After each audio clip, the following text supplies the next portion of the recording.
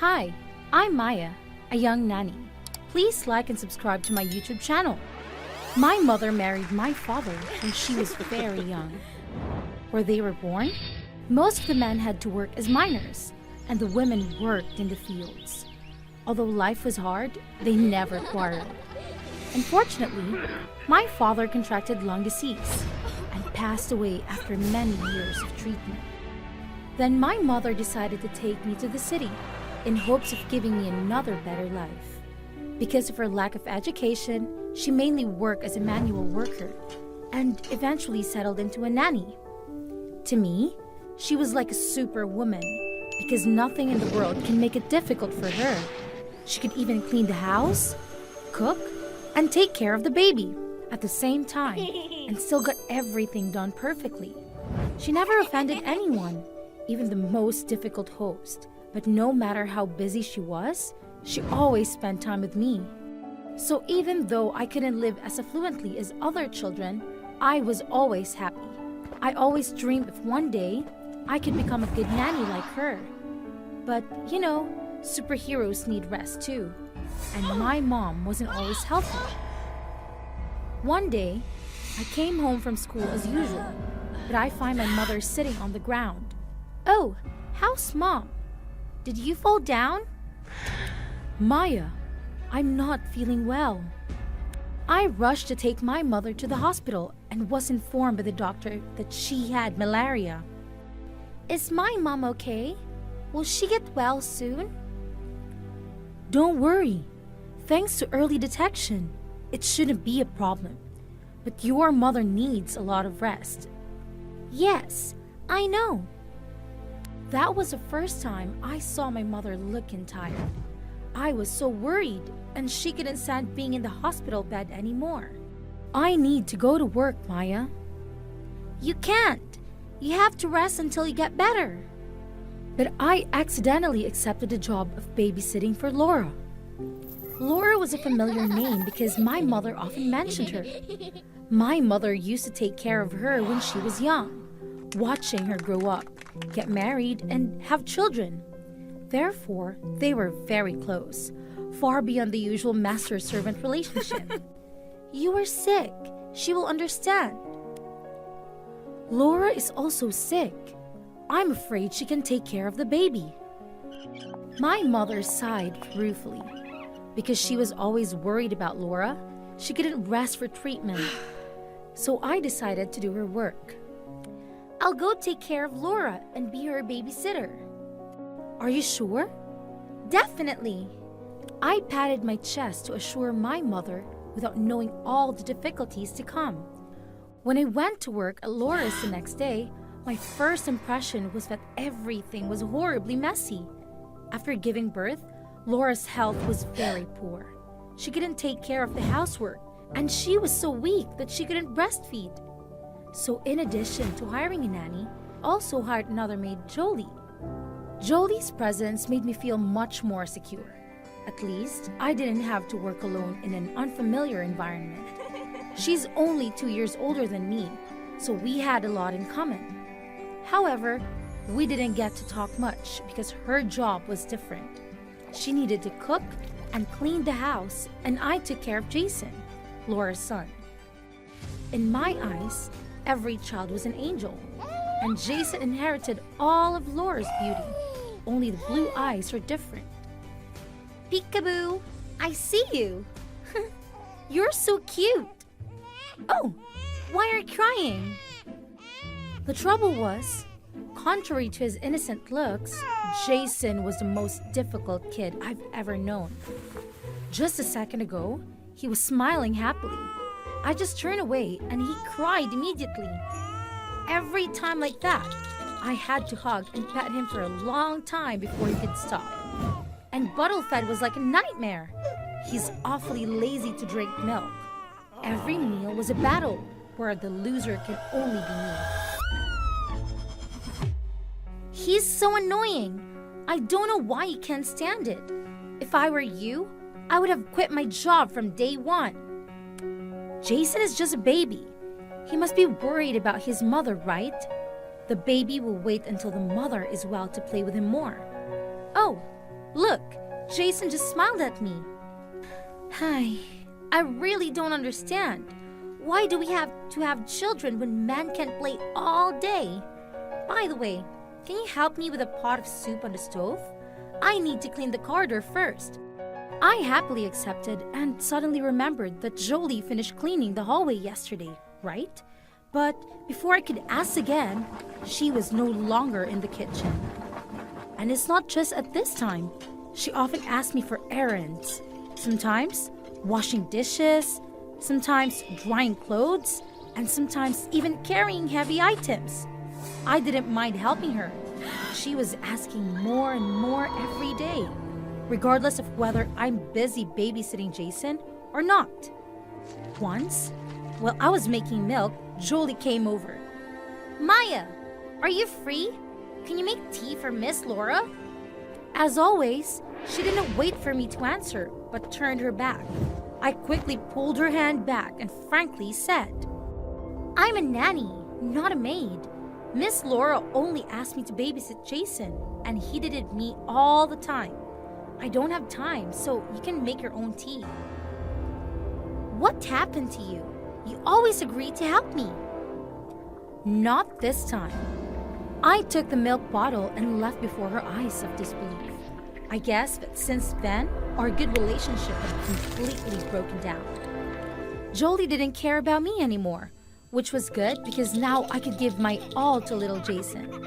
Actually, the original plan was that I only needed to be a nanny for a week.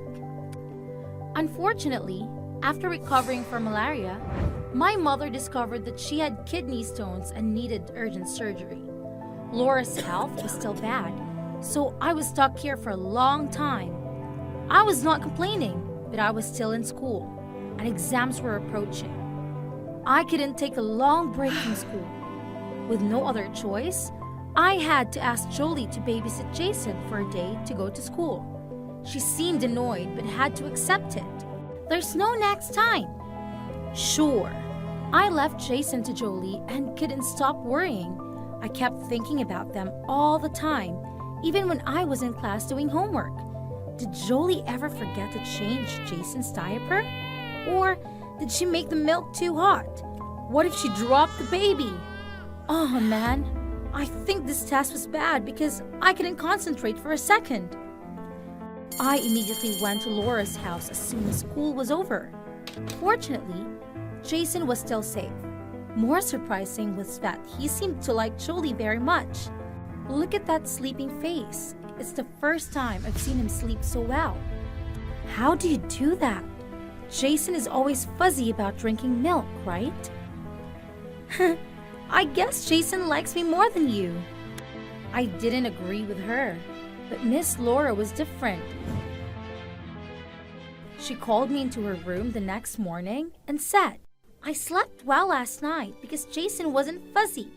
I don't think you really know how to take care of children like Jolie. I'm sorry, I'll try harder. No, I mean, maybe you two should switch jobs. From now, Jolie will be the nanny, and you will take care of the cleaning. Honestly, I wanted to refuse to continue working, but my mother's anxiety about the cost of the surgery kept me back. I need to keep this job. The following days were exhausting. Jolie had always excelled at taking care of Jason, with plenty of time to mess with me. The soup is too liquid, Miss Laura doesn't like it. Please cook it again.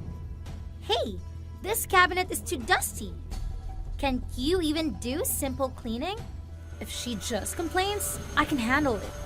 But she always made me do more work. Oh, I accidentally spilled the milk carton. Please clean it up quickly. Done now. Jason is too active. His clothes are torn again. You sew them all up before tomorrow. I remember. There are stains on the wall. Jason just... Hey, that's enough. Finally, I couldn't take it anymore and get mad. But before I could do anything, the bell rang. Miss Laura rushed to open the door while tears welled up in her eyes. You're finally back. I miss you so much. Me too. I always think of you and Jason in the army. I'm sorry because I missed the moment you gave birth. Now I know from whom Jason inherited his beautiful blue eyes. Laura's husband, Mr. Walter, was extremely fit and held a high position in the army. The couple stood next to each other like a picture. Not only me, but Jolie also looked at them admiringly. "Come here, Jolie. Give me Jason." Laura couldn't wait to show off her beautiful son to her husband. Jason was sleeping soundly in Jolie's arms, but when he touched his mother, he suddenly started crying violently. Laura frantically tried to comfort the boy but couldn't. Mr. Walter winced because the crying was so loud. What is wrong with them? Is it hungry? I don't know. Here, let me. Jolie hugged Jason back and put the bottle of milk in his mouth.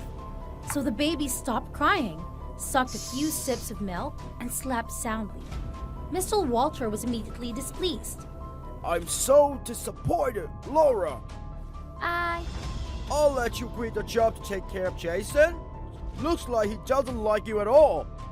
Laura ran to her room with her face covered. The good reunion fell apart in an instant.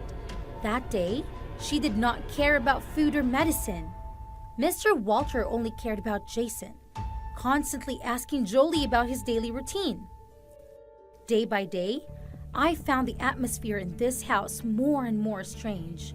On one side was Miss Laura, who was moody all day, and on the other side, Mr. Walter happily played with Jason. And the strangest thing was Jolie. I knew it was a nanny's job to keep an eye on Jason, but she didn't have to stand close when Mr. Walter was around, did she? And though it's hard to spot, I had noticed a few times that she's deliberately touching Mr. Walter's hand. I didn't want to pry into her other people's family matters, but I felt sorry for Miss Laura. She was not at fault. One day, Miss Laura coughed so hard that she couldn't get out of bed. "Maya, can you stay here tonight? I need someone to take care of me. I can't even lift my hand." "Yes, okay. Thank you, Maya." I called my mother to tell her, and she agreed. I slept in the room next to Laura. The blanket was very warm, but I couldn't sleep because I had a strange red problem. While dozing, I suddenly heard strange noises outside. I thought Miss Laura needed my help, so I went out. In the dark, I saw a figure sneaking into the kitchen. Was there a thief? What madman would want to rob a colonel's house? I followed carefully and suddenly realized it was Jolie. If she was thirsty or hungry at this hour, why didn't she turn on the light? I took a closer look, noticing that she mixed something into Jason's milk carton. "Hey, what are you doing?" "Huh? I do nothing." "Obviously, I saw you put something in a milk carton." "Are you dreaming? Jason is hungry, so I just made milk for him." "So why don't you turn on the light?" We argued so loudly that we woke Mr. Walter. He was extremely angry. What are you two doing in the middle of the night? I told him what I had seen. Jolie, of course, refused to admit it. "I really didn't do anything." Is that true? Just check it out and we'll know. When Jolie heard that, she was scared and turned to run away. But I promptly blocked the way. We bumped into each other and fell at the same time. A small packet of paper fell off Jolie. Mr. Walter picked up the paper package to examine it, his face pale. Drugs? No, this is like a sleeping pill. And is this the needle? I gasped unbelievably. Now I understood everything.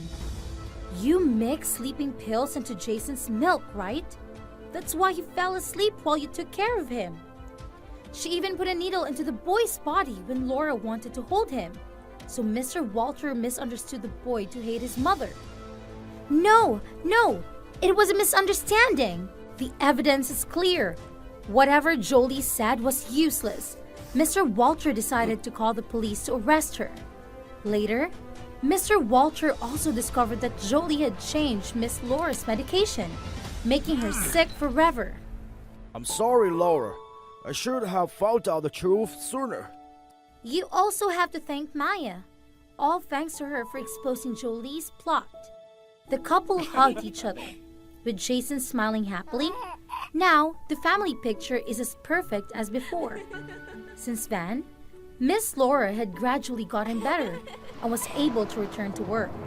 She gave Jason to my mother when she left the hospital. She even offered me a suitable part-time job until I graduated, so my mom could do her favorite job again. As for me, well, maybe I should just give up on my dream of being a nanny like my mother. Hi everyone, my name is Barrett, the strongest student and also the most bullied person in school. If you want to know why, please like and subscribe. My family is normal, except that we're extremely aggressive. My father is a fitness trainer, while my mother is a judo master. And their #1 life motto is that when reason does not solve the problem, violence is the best solution. When I was young, instead of teaching me to make concessions to my friends, they advised me to bravely take what I like. Once, I came home with a bruised face from fighting with friends, but they weren't angry at all. What happened, baby? There was a boy who wanted to steal my toys. He's older and twice as big as me. So did you win or lose? I won. Way to make your father proud. Under the training and encouragement of both my parents, I grew up extremely healthy and fearless. For me, strength comes first. Other things, including knowledge, are not important. I don't have friends. Enemies are numerous, but that's not a big deal. Simply because I've never lost any confrontation. Ha ha! You're the 4th loser today. Ow! It hurts! Wait, I won't let you get away with this. How, with your noodle-like arms? Of course, frequent fights also have significant consequences, such as being forced to change schools constantly. But my parents never complain. They even joke about it. How long he can stay at the new school? Want to bet? I bet $10 that within 3 months, Barrett will beat all the bullies in the school. You underestimate our son. I bet he only needs a month. Honestly, I think I need less time than that, but the truth is quite the opposite. The bullies at the new school heard about my reputation and prepared well. On the first day, I was blocked by 5 guys after school. As the son of a warrior, I absolutely hated this game. Cowards, if you can, take me mano a mano. Sorry, but we're not stupid. Quit talking and teach him a lesson. I was surrounded and cornered. Even though I'm much stronger, I couldn't take 5 at once. So I concentrated taking down 1 and ran away quickly. Chase him! Don't let him get away! They chased after me, determined to take me down. I luckily escaped after hiding in a bush. That's when I realized my shoulder was aching. Maybe I was hit by one of the guys during the fight. Suddenly, someone approached me from behind. Who are you? And why are you sitting here? Ignore me. What's the matter with you? I knew the girl's name was Keisha. We went to the same school, and she was quite famous. It's understandable. Who doesn't like a girl who's both beautiful and kind? I wanted to be friends with her, but the problem was she hated bullies. So, in order to win Keisha's love, from today, I, Barrett, would become an exemplary student. At first, it was not difficult at all. My hair was neat, I was smartly dressed, and I followed the school rules to the letter. However, I soon realized that being a good person is not easy. Firstly, I had to study properly. Secondly, I had to be gentle with everyone. Thirdly, I absolutely could not fight. Studying hard was difficult enough. I also have to avoid the delinquents who were always chasing me. Once, I was unlucky enough to be caught by them. Ha ha! You can't just hide in your shell like a turtle. Now you can't run away. Get out. I don't want to fight. As my parents always said, when reason didn't work, violence prevails. I guessed it's just a fight each way. Just as I was about to strike, I saw Keisha's figure in the distance. Why did she have to be here right now? I couldn't let her down. So instead of resisting, I accepted to give up and let the thugs bully me. Hey, what are you doing? Let him go now. It's none of your business. I'll call the teacher. That's it. But next time, we won't let you go so easily. With Keisha's help, I was able to narrowly avoid the confrontation. Thanks to that, I had the opportunity to talk to her. Thank you, Keisha. Looks like they're targeting you. From now, don't go anywhere alone. But I don't have any friends. Don't worry, you have me. From that day, we often walked together. Keisha was a truly wonderful girl. She was not only brave, but also smart. She helped me a lot in my studies. Thanks to that, I quickly grasped the basic knowledge and got better and better. Studying gradually became my habit, surprising my parents. Are you okay, Barrett? What's the matter with you? I'm completely normal. I'm just more interested in books than before. Actually, I think I'd rather study than practice martial arts. They had absolutely no idea what I had to go through at school. It's best if they don't know, because even with Keisha's protection, the bullies still found a way to mistreat me. Sometimes, they would block the way I went to school and rob me. Other times, they would draw graffiti on my desk or lock the toilet door, locking me inside. The worst was the time they rummaged through my cabinet and tore all my books. These bastards! Don't they know how long it takes me to finish my homework? After a month of torment, I finally couldn't take it anymore.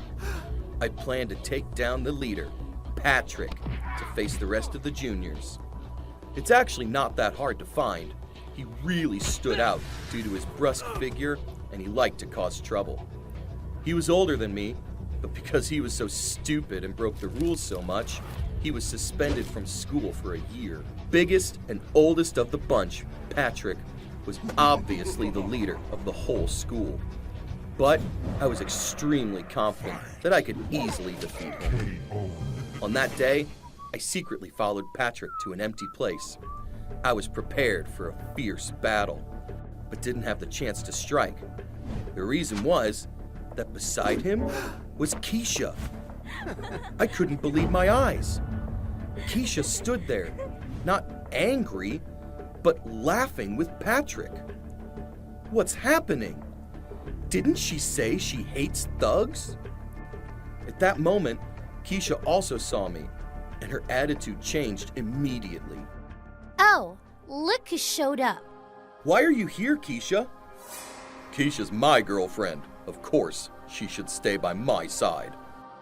What? But you said you hate people who cause trouble and bully the weak. I was joking at that time.